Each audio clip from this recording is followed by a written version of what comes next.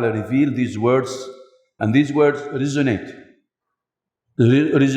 or has been resonating for all humanity for the past 1,400 years.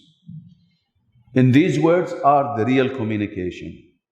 In these words are the real cross-cultural communication. In these words are the solutions and the panacea and the remedy for all the people. It has an over-encompassing solution. Basically, if people will be presented with Islam, the message of Islam, through these words only, the people will be saved.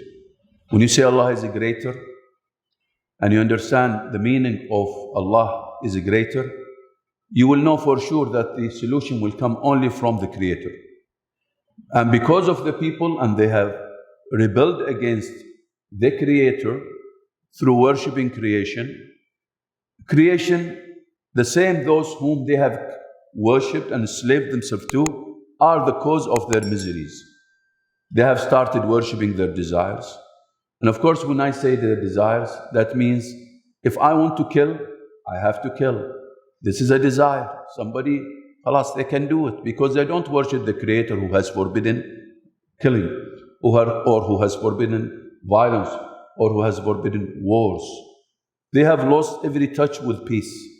They use peace as a trick to trick people, so that people will come back to them and worship creation instead of the Creator.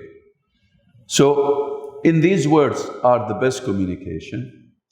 And if these words are not communicated right, with the right meaning that has been intended by our Creator to the people, we will always have a problem in this world. Understanding these words are very important, because in these words lies the true success. In these words lies the eternal success. The closer you become to these words, the more successful you will become. When you say Allah is a greater, you really need to understand it very well. Allah subhanahu wa ta'ala, out of His mercy and wisdom, has reminded us, and He is reminding us for till time to come, that He is greater, and He is greater. And we always have to purify our intention that we don't worship except the Creator.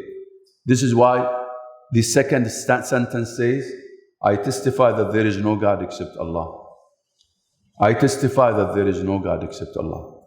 So, purity